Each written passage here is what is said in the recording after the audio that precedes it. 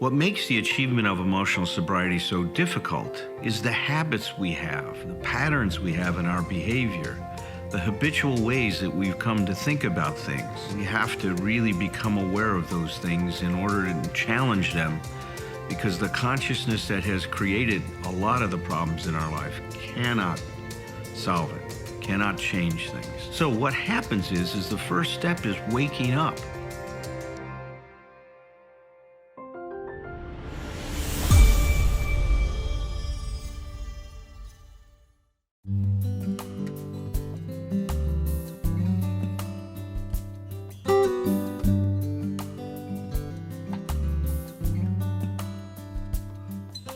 Roger, you're going to kick us off. We're now looking at the steps from the perspective of how they help us develop what we like to think of as authentic self-esteem, true self-esteem that's based in humility. And we're looking at step 9, and Roger's going to talk about step 9 in self-esteem. Roger, good evening. Good evening, Al. Thank you for that introduction and for the opportunity to talk with everyone tonight. I do appreciate it. For those of you who have attended this meeting frequently over the last 2.5 or 3 years, you've heard me talk about the connection between self-esteem and the 12 steps. So in talking about step 8 and step 9, I want to start with a statement of the steps themselves. Step 8, made a list of all persons we had harmed and became willing to make amends to them all. And step 9, made direct amends to such people wherever possible, except when to do so would injure them or others.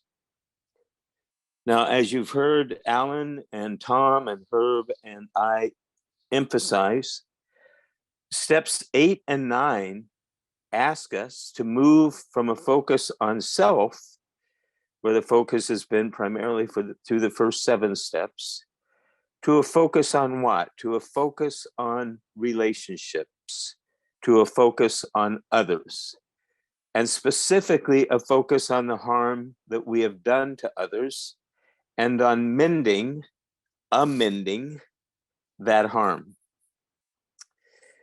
I'm going to say a couple of sentences about the larger context that I look at this from.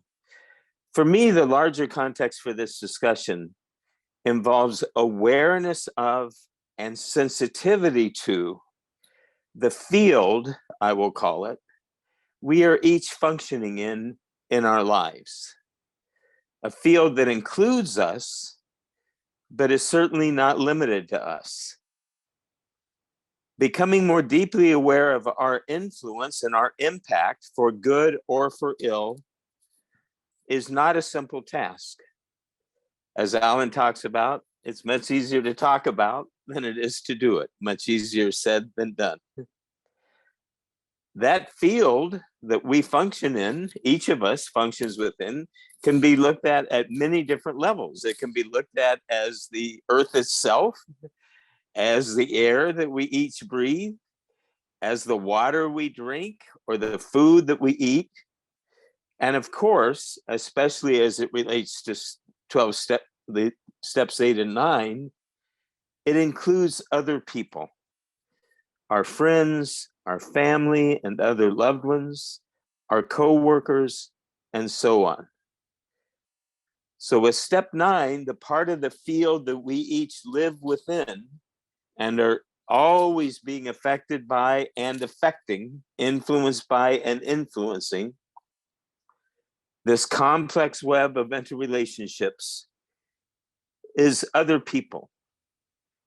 And our focus is on deepening our awareness of the ways that we have negatively impacted others, and then taking the actions that are necessary for us to take to repair the damage that we've done. And if you're like me, my capacity to be utterly oblivious to the damage that I've done cannot be overstated.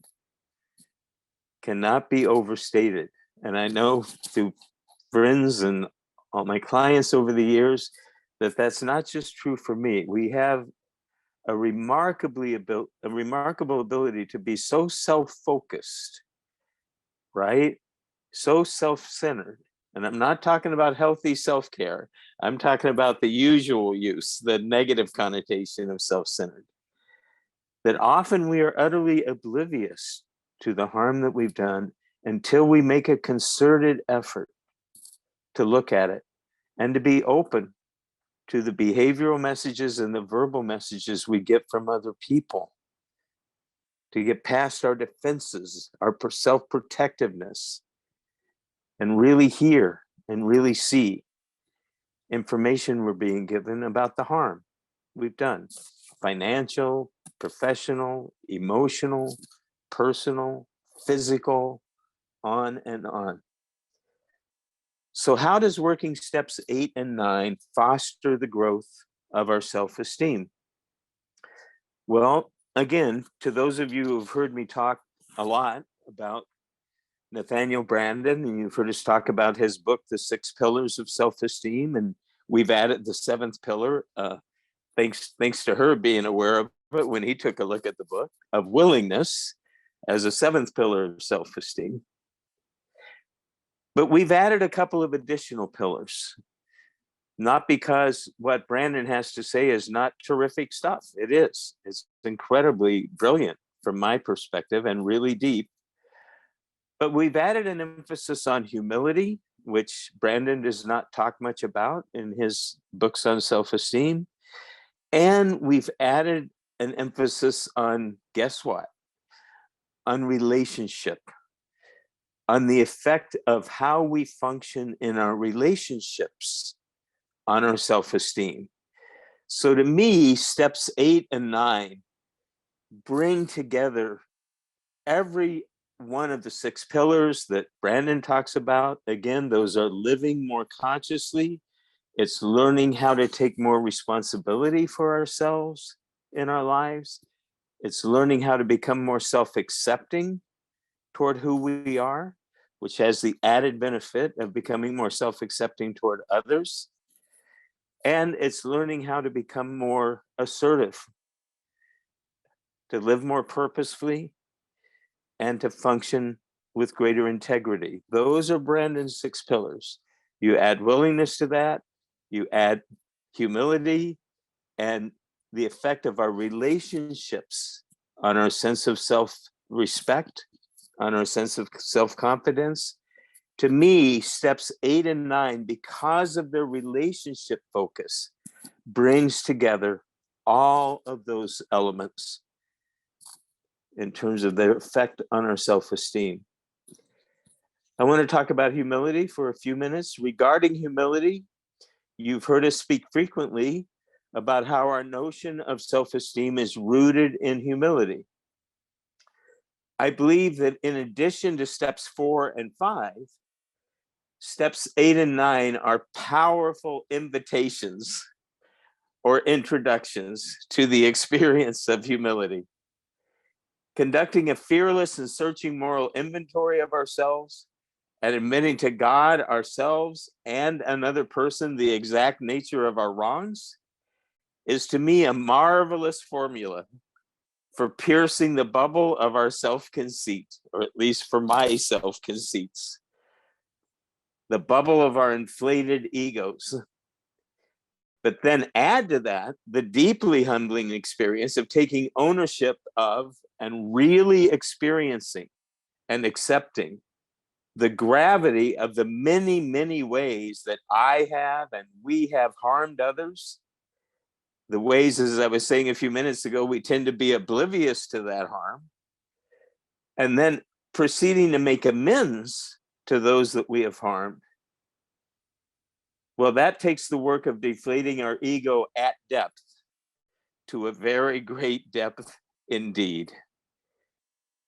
Steps 4 and 5, steps 8 and 9 have a lot to teach me, a lot to teach us about the experience of humility.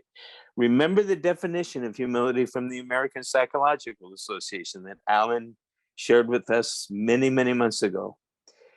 It's the quality of being humble. Not real enlightening to start with that, right? But it's the quality of being humble, characterized by a low focus on self, an accurate, parentheses, not over or underestimated, an accurate sense of one's accomplishments and worth, and an acknowledgement of one's limitations, imperfections, mistakes, gaps in knowledge, and so on. As Nathaniel Branden talks about it in his book, How to Raise Your Self-Esteem, when we appreciate the true nature of self-esteem, we see that it is not competitive or comparative. It's a function of and focused on our self-relationship. It's not a pissing contest with regard to other human beings. Although often we will turn, in the service of our egos, we will turn it into that, right? So, genuine self-esteem is not expressed by self-glorification at the expense of others, or by the quest to make oneself superior to others, or to diminish others so as to elevate oneself. None of those are authentic self-esteem. None of those are what we talk about as humility-based self-esteem. And I've been guilty of every one of those countless times, and I will be again, right? Arrogance, boastfulness, and overestimation of our abilities reflect inadequate self-esteem, rather than, as some people imagine, too much self-esteem. One of the most significant characteristics of healthy self-esteem is that it is the state of one who is not at war either with himself or with others. So we're given the opportunity in this experience of humility to create a reality-based self-esteem, a self-esteem rooted in our capabilities and in our imperfections, in the good we've done others and in the harm we've done others. In humility, we are opened up to new possibilities, however, deflating it may be, new possibilities that are not nearly as controlled by our psychological defenses and the ways we try to defend and protect ourselves. So in addition to helping us learn more about the experience of humility, how do steps 8 and 9 foster the development of awareness about how other people and our relationships with them impact our self-esteem? Well, Branden does talk in some of his writings and books about the relational dimension of self-esteem. In discussing the pillar of self-responsibility and the 6 pillars of self-esteem, he argues that we are responsible for the level of consciousness, right? The level of awareness that we bring to our relationships. He wants us to ask ourselves questions like, am I truly present in my encounters with other people? Or how present am I?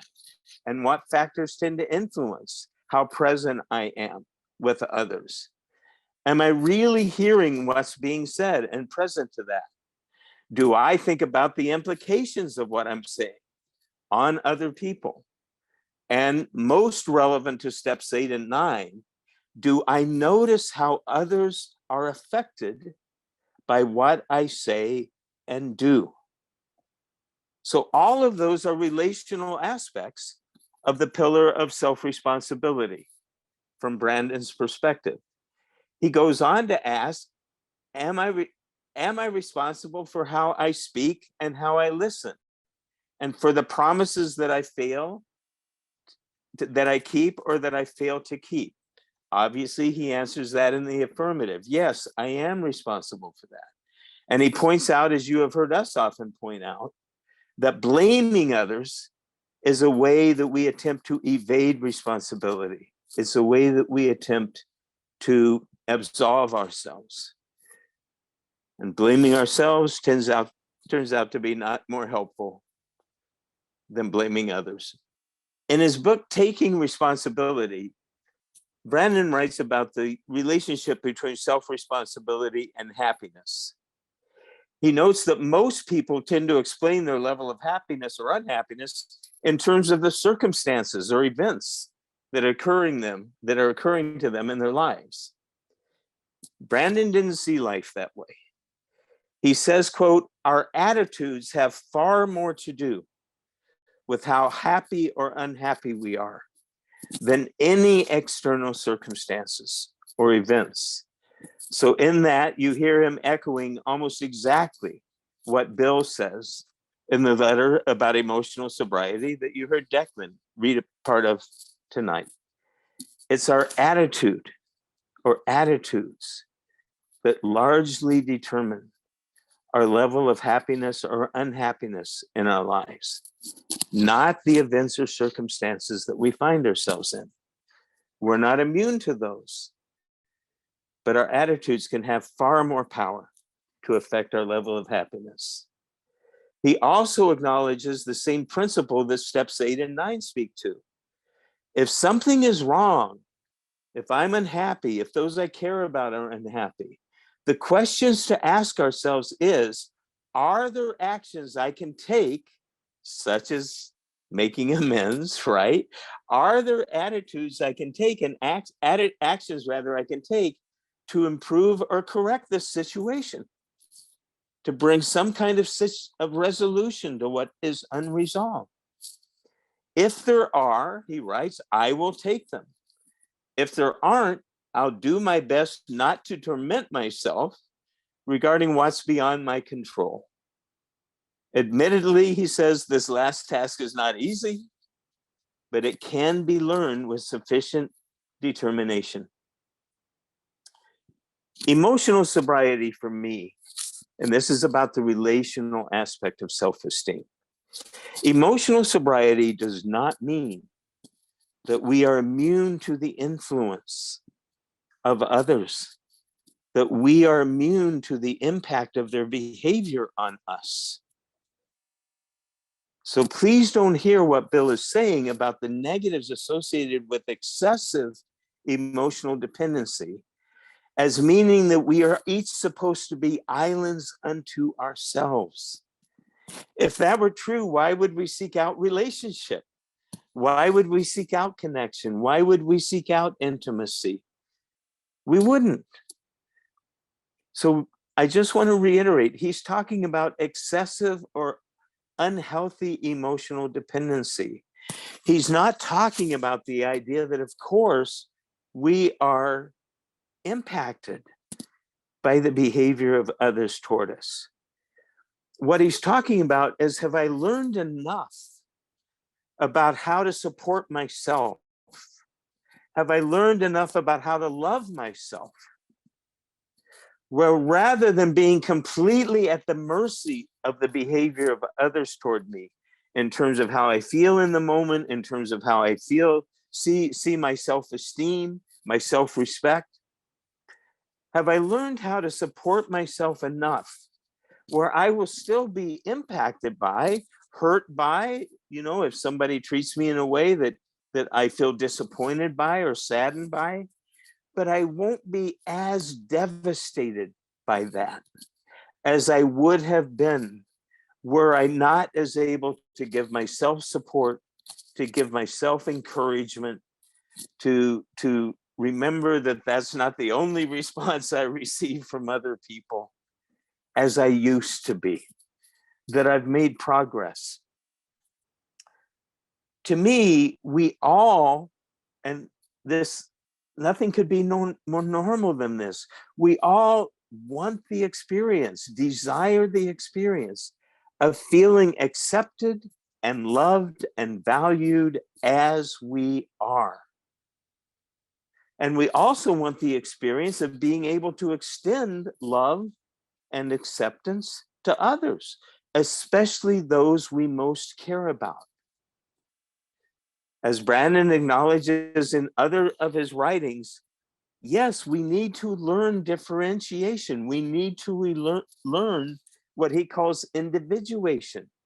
our own sense of self, our own sense of identity. And not but, we are fundamentally social beings. Everything we are, everything we accomplish, everything we hope to become is profoundly influenced by our social context, by other people, and our relationships with those people. So that to me is the relational meaning of self-esteem. Our self-esteem for all of us is to one degree or another impacted by these processes of giving to others, of receiving from others, of learning to show flexibility in my behavior some of the time, of learning how to stand for myself and my values firmly and clearly at other times. It's about how much flexibility have I learned to have in my life for giving and receiving, and so on. So that depending on context, depending on my wants in a given situation, depending on the wants and feelings of others in a given situation, I can show the flexibility to respond in a lot of different ways. But they all involve the reality of mutual impact, of mutual influence. It's not either or, it's not black and white. It's, I learn to support myself, and I learn to experience openness and vulnerability to being impacted by the behavior of others, right? Because a lot of times me not being impacted is just me being rigid and closed off and shut down, right? That's the way not to be impacted. But in my experience, it's a pretty isolated, pretty sad life a lot of the time.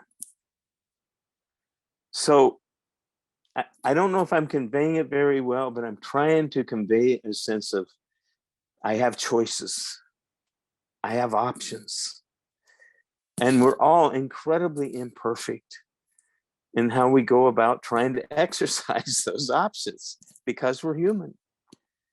We get defensive, we get hurt, we get wounded, we become aggressive, we withdraw. We do all of those things every day, at least I do. But a big part of emotional sobriety and a big part of self-responsibility is learning more about what those moves are I tend to make and willing to take more responsibility for making them and for trying to clean up some of the messes that I've made. And that's where steps 8 and 9 come in. What are some of the other ways that self-esteem is impacted by steps 8 and 9?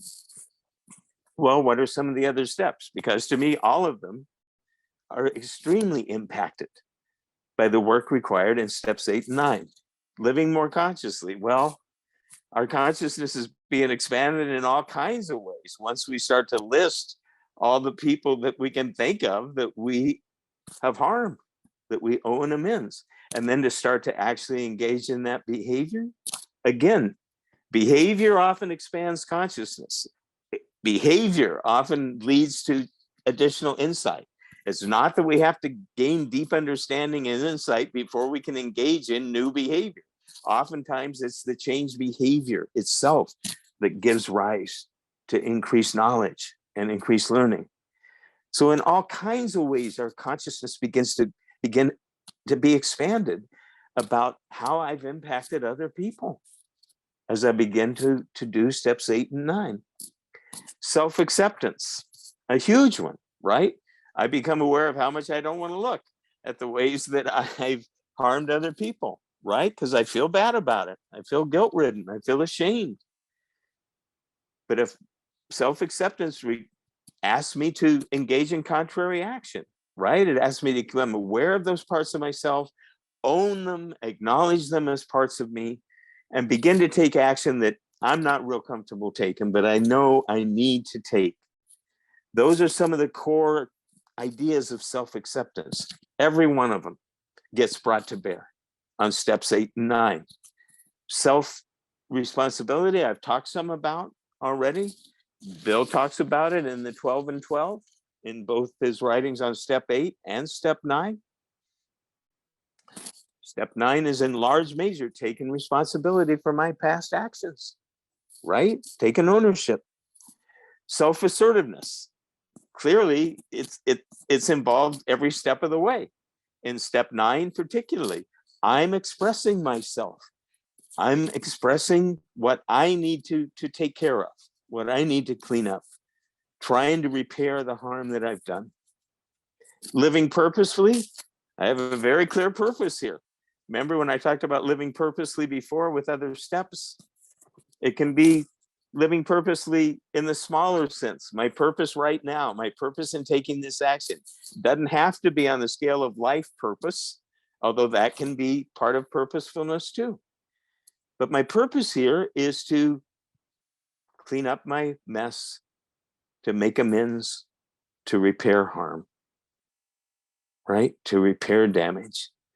And lastly, living with greater integrity, again, it's obvious. I'm trying to align my actual behavior more with my values. I'm trying to walk my talk. I'm trying to be encouraging toward myself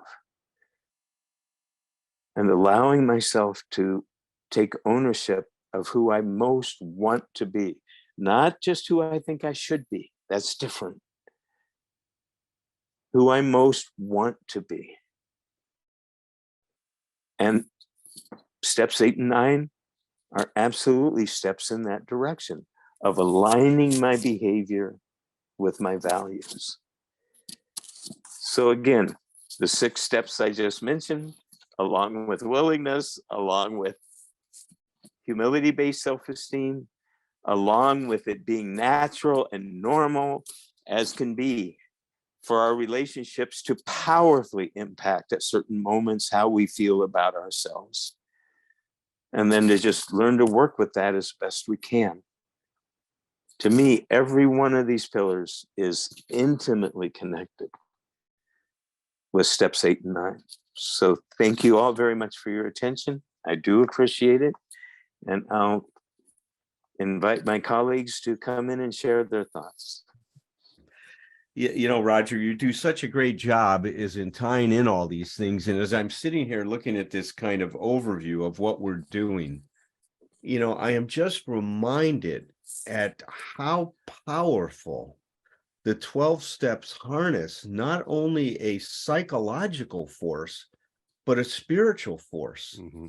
And as far as I know, there's no other program in the world that integrates things in the way that our 12-step program integrates spirituality and psychology and emotional sobriety, you know, in the program. So I'm sitting here just, and now, you know, we can add this other dimension now of self-esteem, right? And how it's impacting.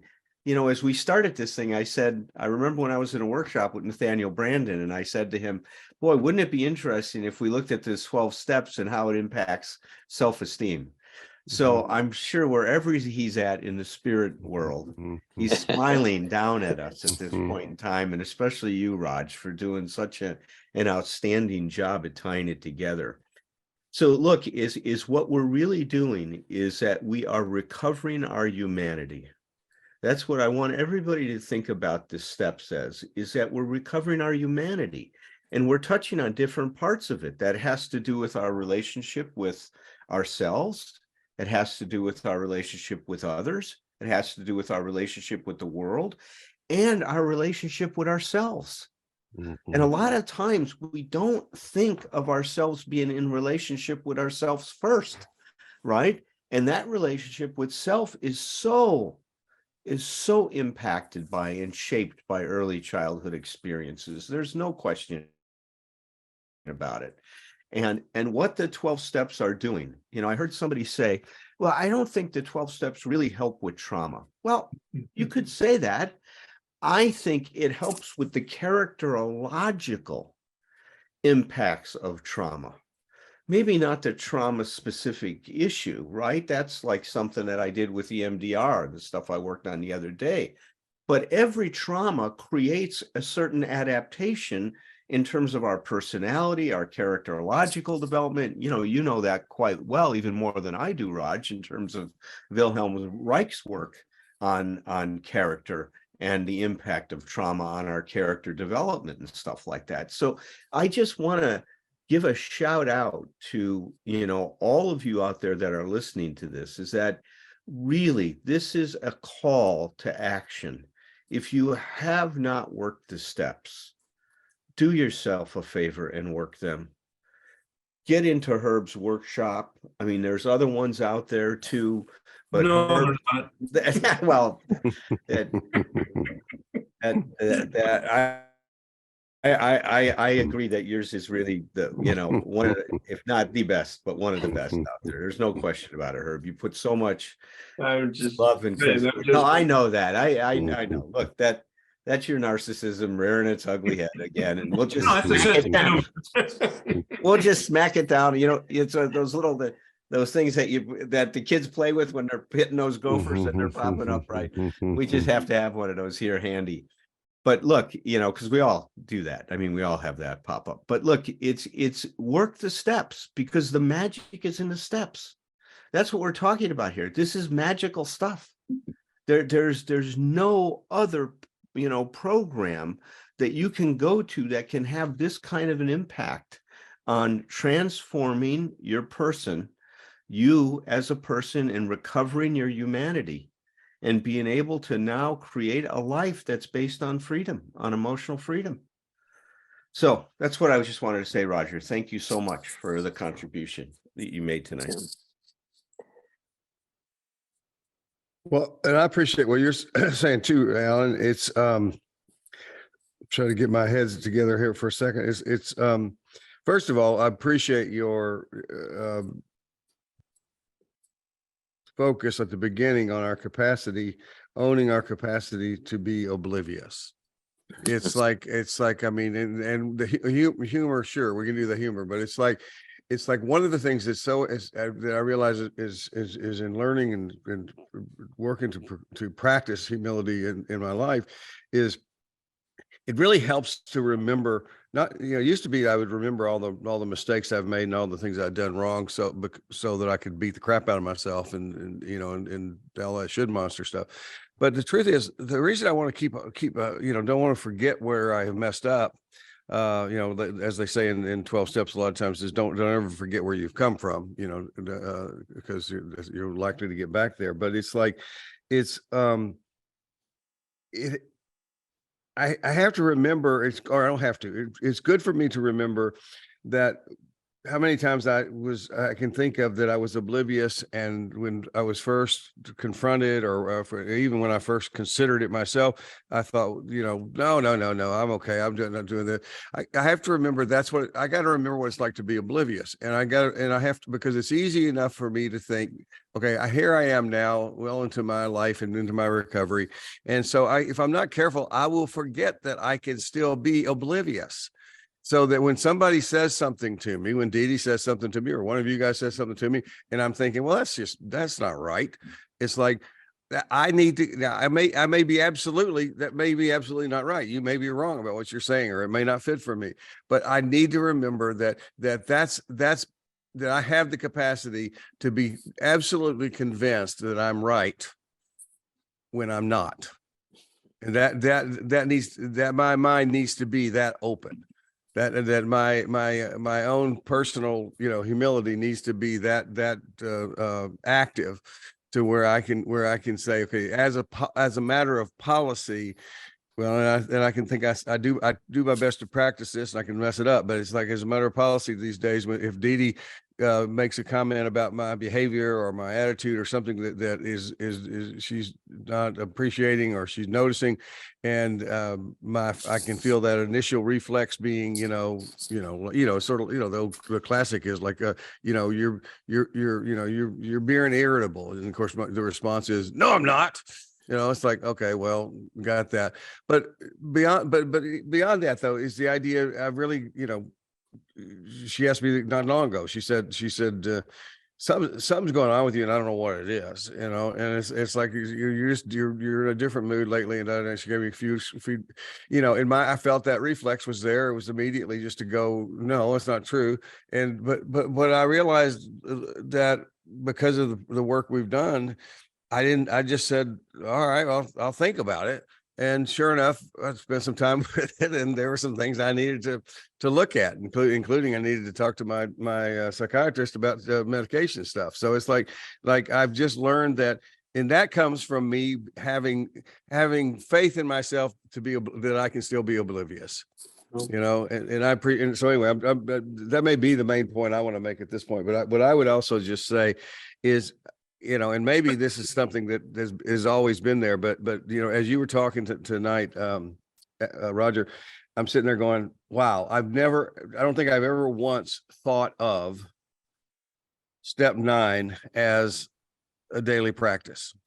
It's like, but I realize, because it's just one of the things that I have become just devoted to, is how can I translate any of this stuff into daily practice, because concepts are useless without that.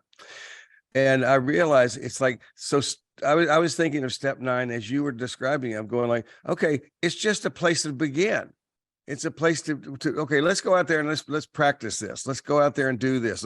We've got a lot of material to work with, most of us, when we got doing our 8th, after we finish step 8, we got lots of things to do. Let's go do that.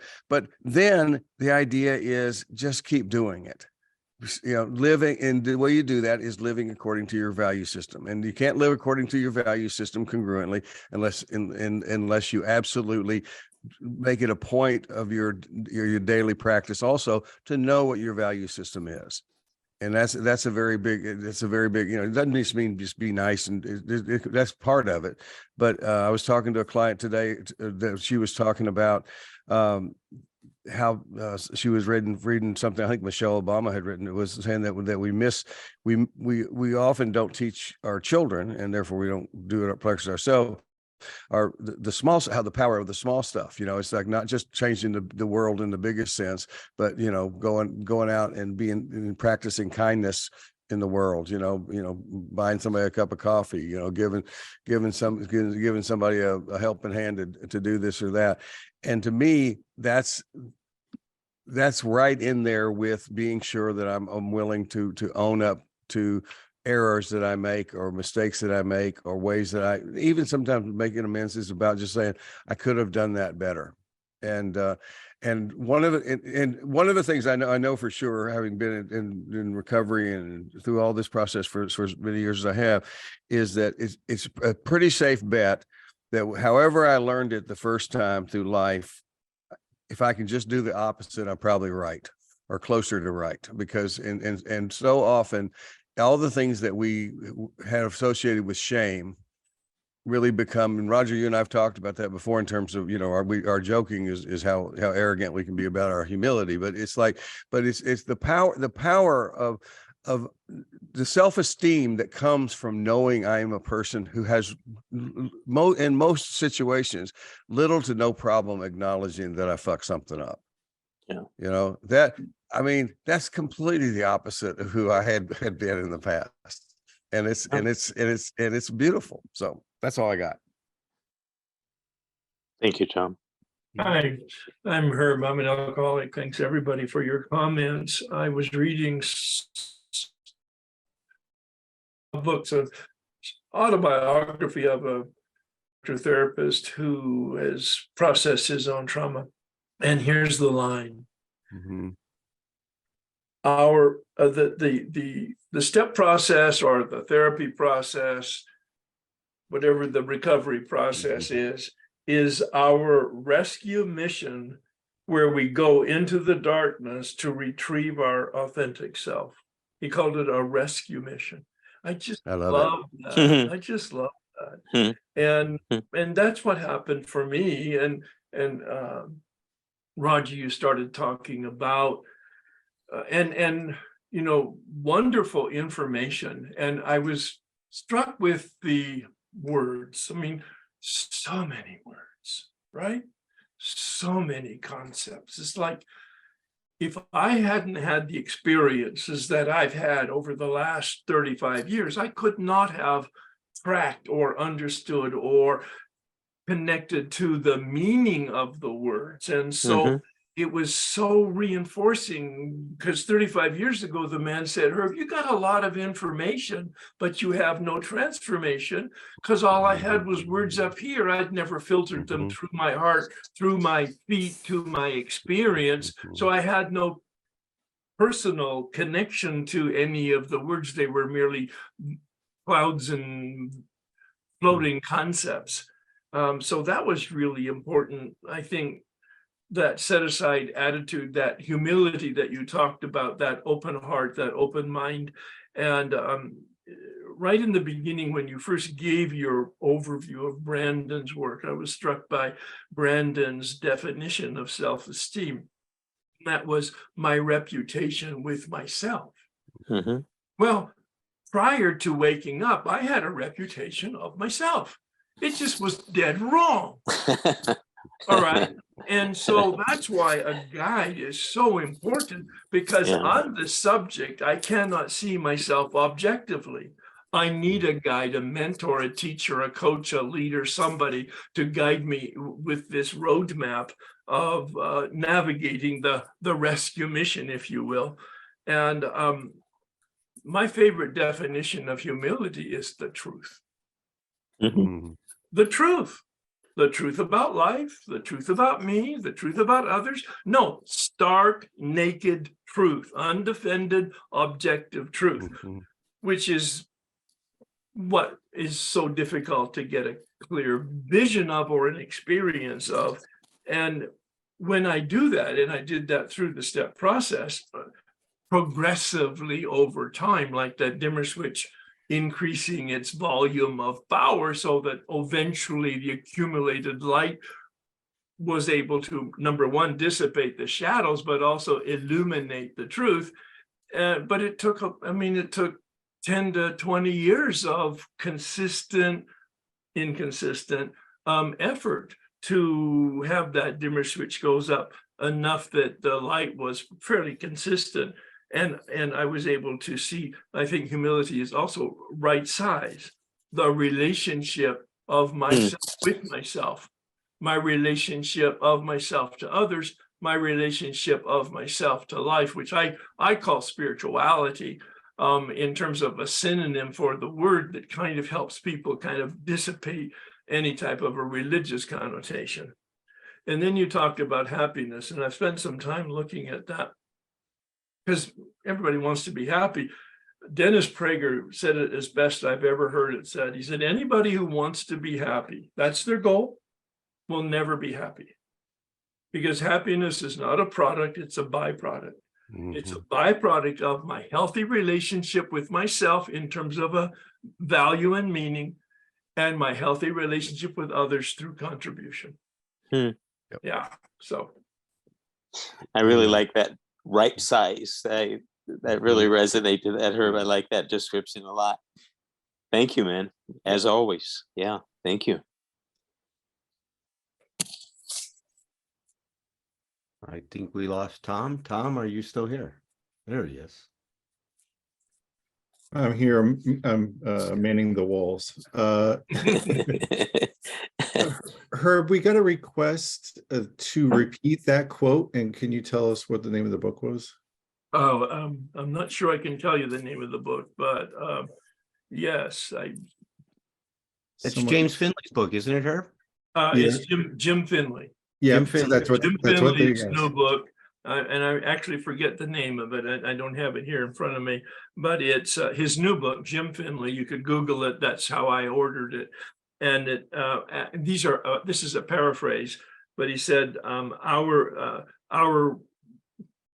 effort at dealing with our recovery and or resolution of the trauma is our rescue mission into the darkness to retrieve our authentic self.